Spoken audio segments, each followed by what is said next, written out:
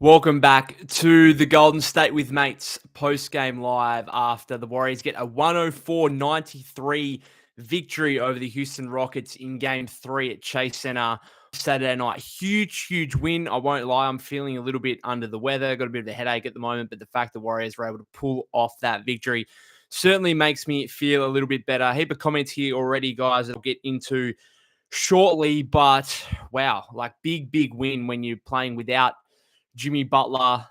Didn't have a whole lot of expectation necessarily or optimism that we'd win this game without Jimmy. But I think what's become pretty clear over the first three games here is that Houston's offense is just not good and the Warriors' defense is obviously elite. And so if that's the case, the Warriors don't have to necessarily be elite themselves offensively. And when you've got Steph Curry, he can be an offense within himself. And my goodness, just another classic Steph performance. Never get sick of watching these kind of displays from him. 36 points, 7 rebounds, 9 assists, 12 of 23 shooting. And the Warriors found an unlikely hero late in the fourth quarter with Gary Payton II. But all of it was created from Steph. Gpii had 9 points in a row for the Warriors within a less than 2 minute span in the final 6 minutes. It was basically, I think, Dillon Brooks made a wing three with 5:27, I think, to go in the fourth, put the Rockets up 1, and then Gpii has 9 points in less than 2 minutes to allow the Warriors to take a little bit of control after a second half that was really hard fought and back and forth. Huge win for Golden State. Gpii had 11 points in the fourth quarter, put the finishing touches on with a dunk there in the final minute. But again, all created from Steph. It was basically him drawing 2 defenders, Gpii on the roll. And credit to Gpii, like he really attacked the rim on a couple of occasions there where, he could look for a kick out pass or look for another dump off. But instead, like he was getting the ball on the roll from Steph and really, making a point of I'm going to the rim here and I'm scoring. So full credit to him for that. And then he also hit that big three where Steph looked like he was in a bit of trouble, but kind of turned his body in midair, found Gpii wide open in the corner, and he knocked down the big three as part of that 9-point spurt that he had. So huge fourth quarter minutes and points from Gpii. But again, Steph creating absolutely everything. And this was a performance from him for the ages. Again, he played 41 minutes. The Warriors needed absolutely everything from him. We saw that, I think, the graphic in the first half that said that the Warriors, I think in the first half, the Warriors didn't score when Steph Curry was on the bench. His 4-minute period on the bench in the first half, Golden State failed to score. So they were plus 18 in his 41 minutes, which means they were minus 7 in his minutes off the floor. I actually think they did a reasonable job in the second half of just retaining that their lead, or not the lead, but not letting the game get away from them. I think he had that couple of minute stretch on the bench in the fourth quarter where his minutes were like really weird in this game in terms of he kept coming out and then have a couple of minutes stint on the bench and then coming back in. It was really the rotations were really different from a Warrior perspective, given there was no Butler. Steve Kerr went to a completely revamped starting lineup with Kaminga, Draymond, Post in the front court, which meant Moody was out. So that was an interesting one I'm sure we'll get into. But yeah, Steph's minutes were kind of all over the place, even though he played 41. And I think in the second half, the Warriors, I think in that fourth quarter, he left the game with the Warriors up 1. He had a couple of minutes stint on the bench and they were still up 1 when he came back. So yeah, just a huge win, and maybe a slightly surprising one based on Jimmy being out. But again, like this Rockets offense, it's not good. And full credit to the Warriors defensively, really active in this game. Draymond down the stretch on Şengün. They said it on the broadcast, like Draymond might be in his head a little bit. Like he was missing some of these kind of mid-range floaty type shots that he has that he normally makes. He was missing them all really in the fourth quarter. He finished with just 15 points, 7 of 18 shooting. Jalen Green, what did I say? I was happy that he got his big game out of the way in game 2, in a game we were probably going to lose anyway. He had 38 points, comes crashing back to earth in this game. I think he had 9 points on 4 of 11 shooting. So not good games for Şengün and Jalen Green, and that's what's going to happen in the playoffs with young players, I think. I'm going to get into some of your comments here, guys. There's plenty to talk about. Logan says Jimmy out 2 games in a row is crazy. Well, I suppose if you count the 3 quarters he was out for game 2. That deep glute contusion, fingers crossed, he can come back for game 4. That sounds like the plan.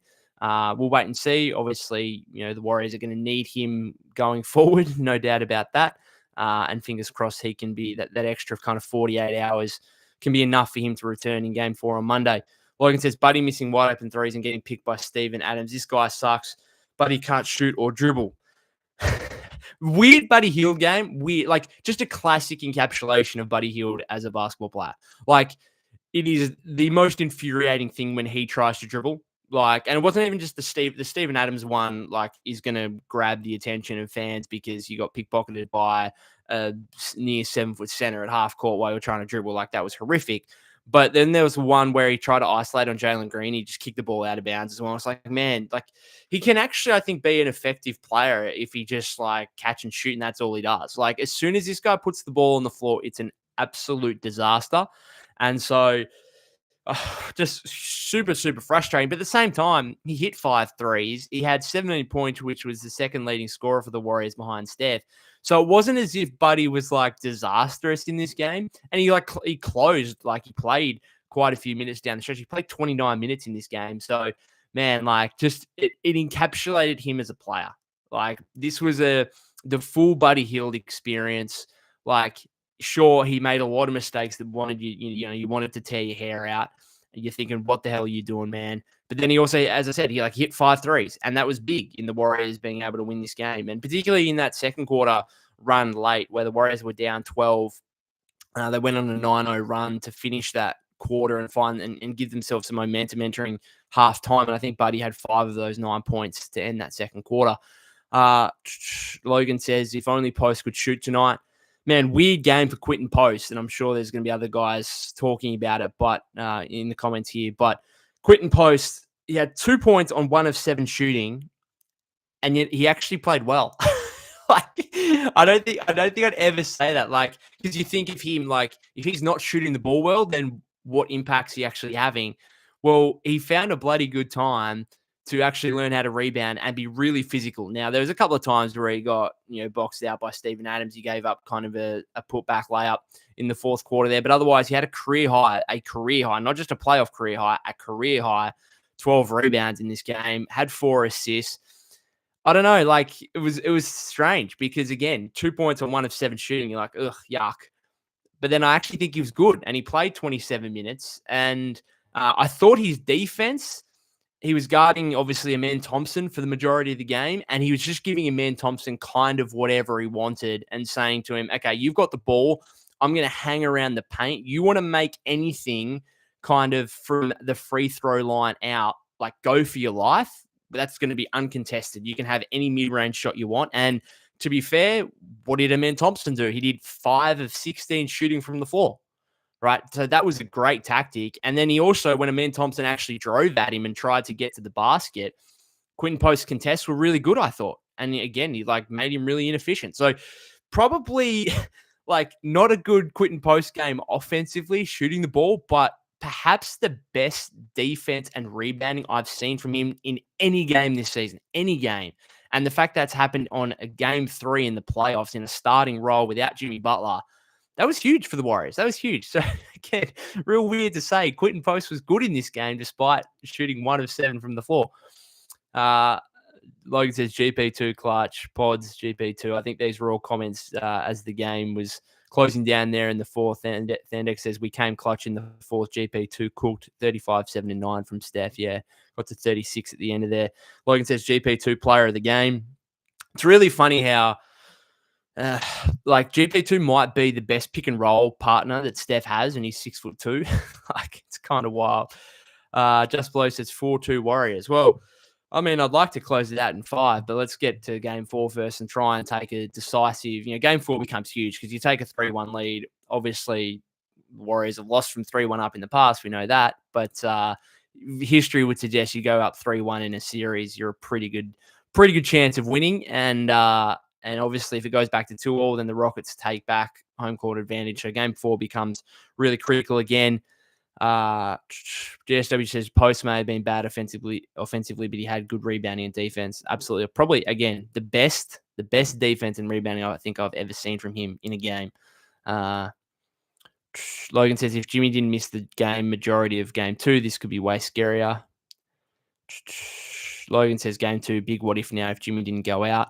Yeah, like I suppose you could say, well, if Jimmy doesn't get injured, the Warriors might be up 3-0 now. But these are ifs and buts that I don't necessarily like to live by too much. Warriors are still in a good position now, up 2-1. There should be, Jimmy hopefully coming back for game 4. There's no excuses here to not advance to the second round. And hopefully the Lakers-Timberwolves series can extend out to 6 or 7 and they can beat each other up a little bit. And I don't know. I don't want to project too far forward, but, I'm asking you guys, like, if the Warriors were to advance to the second round, who would you rather face right now out of Minnesota and the Lakers? The way the Timberwolves are playing, you might take the Lakers. But yeah, that could still be, I think, a long series, as this one could be, to be fair. GSW says to everyone that complains about Buddy Hield minutes, this is why he gets them random nights like this. Yep, 29 minutes in this game, hit 5 threes, provided some offensive production when the Warriors really needed it. I think it's the most frustrating thing is, like, you could actually just be really effective if you just didn't dribble the ball. Just do not dribble the ball. Just be a catch and shoot guy. Maybe occasionally on a closeout, you can put the ball on the floor. But even then, like, please stop isolating. Please stop, like, getting the ball and then, like, just stop dribbling, man. Just stop dribbling. It's an absolute disaster. The shooting numbers when he shoots off the dribble compared to catch and shoot, it's a stark contrast. So I just don't know why he does it. I don't know why he does it. It looks good 1 every 10 times. Let's, like, just simplify the game. Like, when you're, like, how many of his threes in this game? Did he have 1 of his 5 threes were off the dribble? I don't think so. Like, they were all catch and shoot, were they not? So I don't know, man. Just simplify the game and you can be a really effective player. It's just the frustrating moments where he thinks he's more than he is, or he thinks he has to do more than what he needs to do. Z says another amazing performance by the Curry stopper, limiting him to 36 points. Yeah, like, not a great game for Amen Thompson. Again, more so on the offensive end. The Warriors kind of living with him 5 of 16 shooting from the floor, and you combine that with Şengün 7 of 18, Green 4 of 11. Van Vliet started off hot. What did he have, like 9 points in the first 3 or 4 minutes? He finished with 17 points on 5 of 14 shooting. The Rockets shot 39.5% from the floor as a team. They did shoot 39.3% from 3-point range, but the Warriors were just kind of giving them those mid-range free throw line, little mid-range jump shots or floaters kind of thing. They were giving that to Thompson. They were giving that to Şengün, and those guys just didn't capitalize. Like, they kept missing those opportunities, and it worked out as a really good strategy for the Warriors in terms of the way that, Draymond and Quinten Post in particular were guarding. Logan says Steph still getting held off ball and still drops 30 plus. Steph would average 40 if they called every correct foul. Thai basketball fan says no matter what happens going forward, we got to see Steph in the playoffs again. This is a spiritual experience. Agree with that. And I think that's why at the end of the day, we look back at the Jimmy Butler trade and we say that's a success, regardless of whether or not the Warriors go and win this series or how far they actually go in these playoffs. The fact that you can say we got to see Steph Curry in big time basketball again in these kind of moments, I think that in itself makes the Jimmy Butler trade a success, to actually reach this point and be able to witness Steph Curry with these type of performances on the bigger stage. I think that makes it a success off the bat. Thai basketball fan also says, where has the finger roll been hiding? We need this in the regular season too, man. That one that he had, what was it, third quarter or early? I think it was third quarter, wasn't it? Where, yeah, he made it over. I think it was Şengün maybe, or Adams. Man, he put that up high. And that was a great finish. Logan says Buddy Hield missing open threes and getting picked by Steven Adams pissed me off. Buddy was 5 of 11 from 3-point range. Like, I don't know, it's weird because in this game, it feels like he missed a couple of open ones that he should have made, and then he made a couple of tougher contested ones that I'm surprised went in. So, I don't know, 5 of 11, 45.5%. I mean, you take that. And the Warriors needed it without Jimmy. Like, they needed another source of offense, and they found it through Buddy Hield, albeit he made plenty of mistakes that were very frustrating as well. And unfortunately, Gpii was obviously also able to capitalize on all the attention that was being thrown at Steph. Steezy says, have we finally put the Kaminga thing to rest now? Lots of talent falling short of potential. I don't know. It was a strange game. Like, he had moments early in the third quarter where I was like, okay, Like, this is nice. Had a couple of big buckets early in the third quarter. I thought his defense on Jalen Green was really excellent for the minutes he was out there. But again, when it comes down to it, the final quarter, Jonathan Kaminga did not see a single second on the floor in the fourth period. So clearly, Steve trusted him to a degree of, okay, we're going to give you the starting role. Obviously, without Jimmy, we need some inside scoring. We need some athleticism, that kind of thing. But then when it came down to it in the clutch situation, when the game was on the line throughout the fourth quarter, we did not see one single second of Jonathan Kaminga. So, yeah, not like I wouldn't say he was horrific in his 17 minutes. I wouldn't say he was good either. He was a -5. I don't know. Is it enough? Like, does he just go straight back out of the rotation when, assuming Jimmy's back for game 4? Possibly. It would be hard to see him playing over Gpii, Moses, or Buddy based on this game. Like, I think those three guys Moses was only 1 of 5, but I think they prefer his shooting out there. I suppose that's probably based on this game, that's probably the decision is between Moses and JK, which is kind of not ideal for 2 fourth-year lottery picks, is it? Just Below says, not worried about Lakers or Wolves, honestly hoping we don't see the Clippers. Clippers, man, can we talk about that Aaron Gordon game winner? Oh, my goodness. I was watching that live, and I just could not believe what I was seeing. That was wild.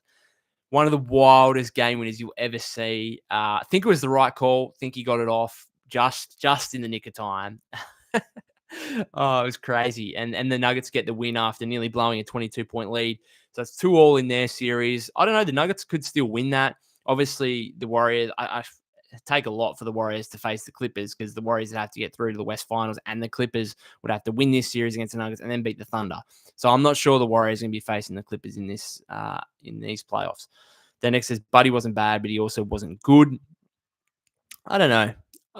It was actually, to be honest, like, yes, he did some frustrating things. It was probably one of his better games, though. This is kind of like what he does to me.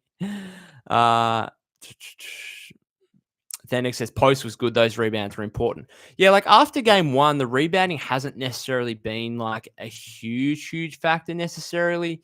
The Rockets did have 5 more offensive rebounds, 15 to Golden State's 10, but it didn't feel as if it was a real game deciding element, right? Like the Rockets game 1, they only got back into the game because they were just absolutely monstering the Warriors on the boards. Feels like since then that hasn't necessarily been the case. And I just think Gpii was just a lot more physical in this game. Like, and I don't know, hopefully like he looks back at this game, watches the tape and says, okay, well, this is who I can be. I can be a double-digit rebounder, right? I'm 7 foot tall. I can use my physicality inside. There was one where he might have got away with a push off on Adams, but he got an offensive rebound over Adams. And how many O boards did he actually have of his 12 rebounds? 3. So three offensive, 9 defensive. Yeah, good time for the rookie center to figure out that, hey, I can actually rebound. Just Below says Post was missing too many easy finishes around the rim. That's the next element to his game with defenses starting to close out on him a little bit more. Like not only making shots around the rim, but I think once he misses 1 or 2, he lacks a bit of confidence. And you'll see every time from then on, and it happened a couple of times in the second half where he actually pump fakes, takes a guy off the dribble, gets past his man, and then looks like he has a lane to the rim, but he'll just kick it out to the perimeter. And I think that's the next element of his game. Again, as defenses start to close out a little bit more, can he take advantage of that and actually get himself all the way to the rim where, let's be honest, right now, he doesn't look overly comfortable, right? So that's going to be a big aspect for him to work on in the offseason. Dublin March says, Buddy was 5 for 11 from 3 with 3 steals. Good by me. Yeah, again, a decent-ish Buddy Hield game, I think. As frustrating as some things were. FTW Clan says, it's crazy how the entire other team is singularly focused on stopping one man and he still drops 36. Only Steph Curry. Just Below says, only teams we should be worried about are the Clippers, Nuggets, and Thunder. Thankfully, Nuggets and Clippers are playing. I don't know. Minnesota are pretty good. And the Lakers, I think, with LeBron and Luka are always going to be dangerous as well. I mean, it's still...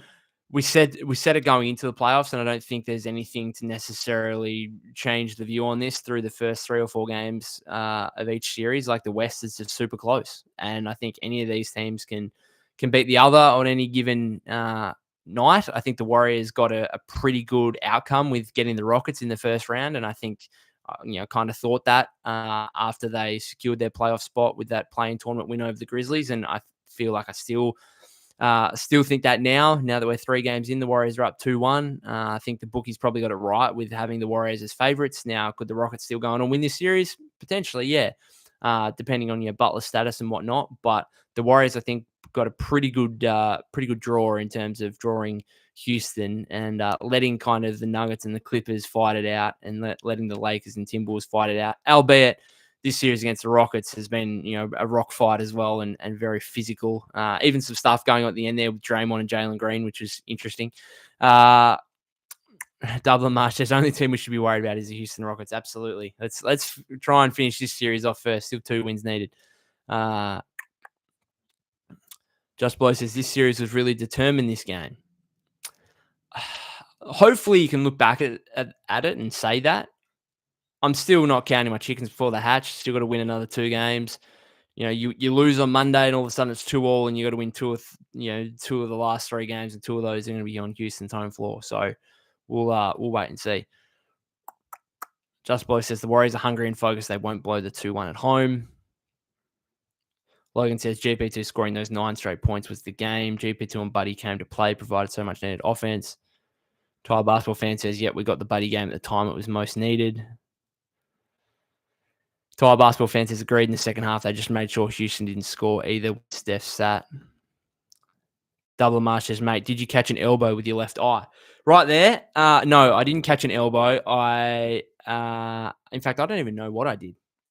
It's red, isn't it? I think it's a bit of like carpet burn or something. I don't know. I wasn't in a fight. Let's put it that way. I did go out last night and have a few beers, but I didn't get in a fight. Just Blow says, Jimmy and Jalen Green got into it end of game. Tire Basketball Fan says, like Moody being more aggressive when he just stares at Şengün and shoots. He's playing into their hands. Yeah, had a nice couple of finishes in the first half, didn't he, around the rim. Just the shooting. The shooting still, to me, is a bit of a problem. I keep looking at myself and this little mark I've got my left eye. Don't know what's going on there. Tire Basketball Fan says, every time Buddy holds the ball for too long or trying to dribble on the break, I'm full on giving him a pep talk to give it to someone responsible. I just don't know how he keeps doing it. I just surely, we know Jimmy said it publicly. Jimmy said it publicly that Buddy needs to stop dribbling. Steve is telling Buddy to stop dribbling. What is he doing? Why does he keep doing this? I don't know. Then next says it's 3 consecutive games we scored 18 in the first quarter. The offense and the performances in general in the first quarter haven't been great. And I think that's something the Warriors need to try and figure that out, because they might get away with that against Houston. But, you score 18 first quarter points moving forward in some of these, if you make the second round series, and you might find yourself down 12 or 14 by the end of the first quarter. And, in fairness, they did by the second quarter. I think they fell behind by 13 halfway through the second quarter or whatever else. So they need to work out a way to start games better, I think. Matuis BT is how I want to pronounce that. Steph is amazing. This game was really important. Agree with that. Missed the MRA space. Moody finally made a reset his position 3-pointer for the first time. Yeah, he was 1 of 5, and that one was a pretty important one early in the fourth quarter with that sidestep 3, which is probably the toughest the threes he took, and he made it. Pods was also 1 of 6 from 3 in this game. So it's not as if the Warriors shot 31.1% from deep. So it's not like they were absolutely firing on all cylinders offensively, which hopefully, the fact you shoot 31.1% from deep, you're without Jimmy Butler, and yet you win the game by 11. That's pretty good signs, and raises some optimism for what the Warriors can do moving forward in this series. FDW Clan says, everyone hating on Kaminga, but what do you honestly expect from him in the position he's in? I thought he was okay. I didn't think he was terrible. I thought his defense was pretty good in this game. Offensively, not great, albeit he had a couple of important buckets early in the third quarter. I don't know if it's enough for him to be a rotation member once Jimmy comes back. Probably not, but we'll wait and see. Then next says that foul on Steph in the first quarter when Dylan Brooks tackled him was crazy. These refs are trash. I didn't actually really pick that up live. I saw Steph fall to the ground. And I was like, okay. And then I saw the replay of it. I was like, what are we doing? Like, he literally just bumped into him. Like, come on. And Dylan Brooks, I mean, he had 4 fouls in the first half. Like early in the second or halfway through the second quarter, he had 4 fouls. Kind of wild. Logan says, I saw someone say trade Kaminga for Cam Johnson and D'Anthony Melton. Now, that is a trade I like a lot. Well, Melton's going to be a free agent in the offseason, so you don't need to trade for him. But the Kaminga for Cam Johnson one is an obvious one. Whether the Nets would go for that, I think you'd have to give up a pick or two to make that work. Maddie says, Kaminga's value's in the gutter. We aren't getting anyone good for him. Well, okay, that's kind of a double-edged thing, though, because it might be a good thing if Kaminga's value is in the gutter, then is anyone actually going to come for him with a $20+ million contract? Because I don't think at this point the Warriors are going to be willing to pay Kaminga more than probably $20 million a season. However, maybe every other team thinks the same, and if that's the case, then maybe the Warriors can get away with paying him like $15 million a year. Like, Kaminga's going to hate that. He's going to hate that. But what other option might he have? He's going to be a restricted free agent. The Warriors are still going to have some say in this, obviously. And so could he get, 15? Could the Warriors get him for $15 million a year? If they could get him for that, I don't think I'm against it. I think I'd be okay with him getting $15 million a year. So with his value being in the gutter, yeah, you could say, well, we're not going to get anything for him via trade, but maybe it also means we just get him at a much lower price and can retain him. Don't know. Logan says Gordon trying to fight. That was wild at the end of the first half, the Clippers-Nuggets game. Good refereeing, and Reggie Miller on the broadcast was giving kudos to the refs. That was really, really good refereeing. Just 6 guys got technicals, offset them all, no free throws. Keep playing. That's what the playoffs are about. Just Blow says, love seeing Gpii run over Brooks over for all the Rockets' antics this series. That might have been a bit of payback for 2022 when Brooks was part of the Grizzlies and fractured Gpii elbow or whatever that was. That was nasty. Take it from me as someone who's broke his elbow twice. Robert says, don't dribble, buddy. Haha. Yeah. It's not even a laughing matter. It pisses everyone off, let's be honest. FTW Clan says, would you all rather have Buddy make a few mistakes, hit 5 threes, or have 2 points and 1 of 7 have 0 impact? Yeah. Fair point. Like, I think at some point you've just got to take the good with the bad and say, you know what, Buddy Hield, if he plays 29 minutes, he's bound to make a few mistakes where you're just like, WTF, like, what is going on? But if he's playing 29 minutes, it's probably also a good indication that he's actually shooting the ball all right and giving you some points. And so you just got to take the good with the bad sometimes. And if you can actually get some good from him, particularly in a game where you're lacking offense without Jimmy, yeah, away you go. Like it says, what happened, Peter, to the eye? Yeah, I legit don't know. I'm not sure. I've woken up like this, I think. Logan says that corner 3 Gpii made, yeah, big bucket. Logan says, would you sign Melton again even after the injury? I would absolutely get that guy on a minimum contract. Dead set. Get him on a minimum contract. It would be, okay, and I've spoken about this before, like it's what you get him on a minimum contract and it's like, well, we're not relying upon you because we know the injury concerns. We know the fact you're coming off an ACL, but there's not much risk there when you're on a minimum deal. Like, I'd be doing that every day of the week. So hopefully, I don't know what the relationship is like still between him and the franchise, but if the Warriors can do that in the offseason, it would be huge. Then Nega says in the first half, we couldn't survive with Steph on the bench. Couldn't score. Didn't score a single point with Steph on the bench in the first half. Jackson says, what happened to Gee's playing time? Just out of the rotation now, which is going to frustrate some fans. I do think there's probably a limit on how many young guys Steve Kerr can probably play. Like, he's playing Post, Kaminga, Moody, Pods. Like, that's 4 young guys, all, year 1 to year 4.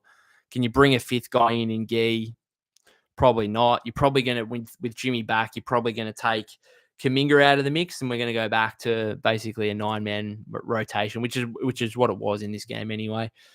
And I also think, like, you probably you'd want him out there if you're struggling on the boards a little bit, if you want those kind of hustle plays. And this didn't really feel like a game where the Warriors needed that. It was like they were actually doing a good job defensively. They were doing a pretty good job on the glass. It was more about finding offense, which is exactly why Buddy Hield played 29 minutes.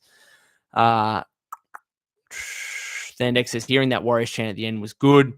I don't know. It's hard to tell from obviously just watching on TV, but it felt as if the environment at Chase Center. It sounded as if the environment at Chase Center was pretty good, and it should be. It was the first home game of the playoffs. Like, there's no excuses for it not to be, man.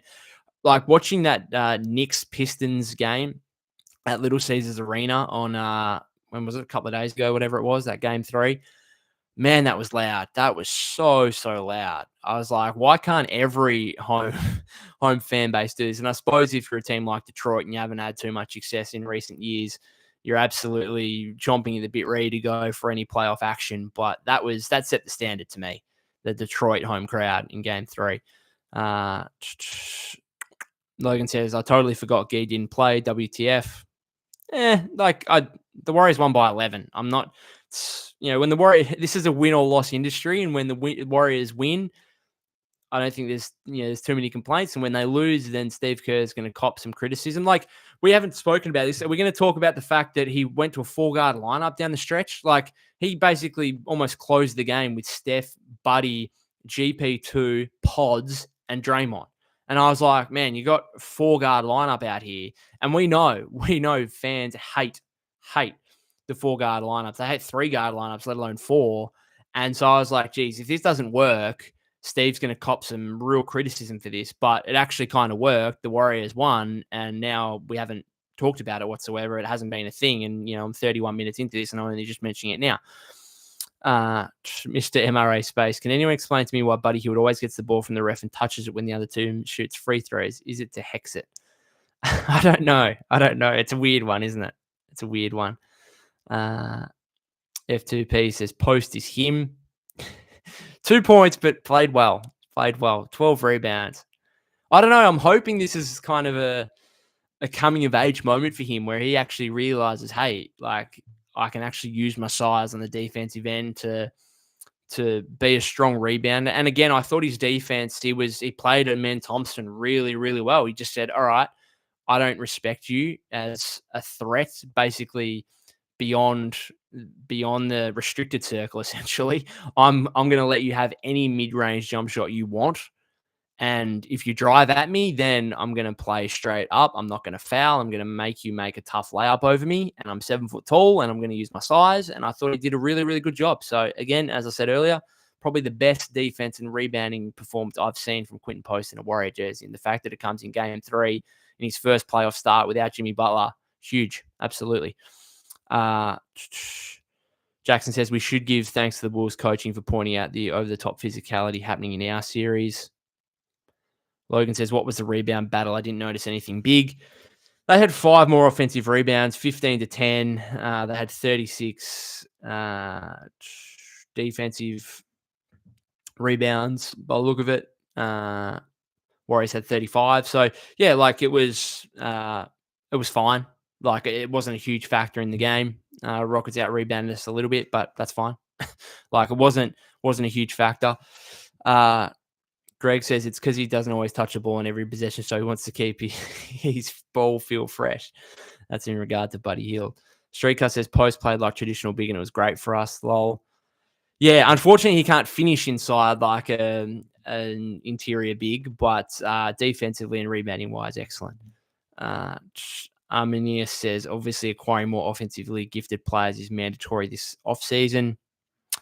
Yeah, I would agree with that. Or at least I think more shooting is probably the biggest thing on this roster. Is there's still too many guys that are iffy 3-point shooters. Like Kaminga isn't a shooter. Draymond isn't a shooter. Pods, 1 of 6 in this game, has been better, obviously, over the second half of the season, but I don't think anyone's calling Pods an elite shooter by this point of his career. Gpii 2, we know he hit 2 of 3 in this game, but he's going to be left wide open. Moses could get to the point where he's an elite shooter, but I don't think he's got to that quite yet. 1 of 5 in this game. Looney doesn't shoot it.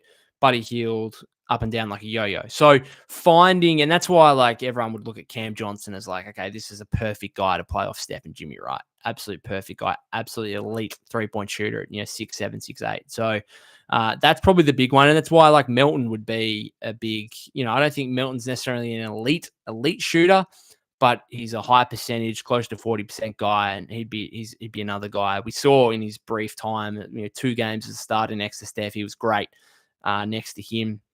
and a great complementary piece to have on or off the ball and defensively. So he'd be great to pick up again in the offseason. F2P says, and Post is a rookie.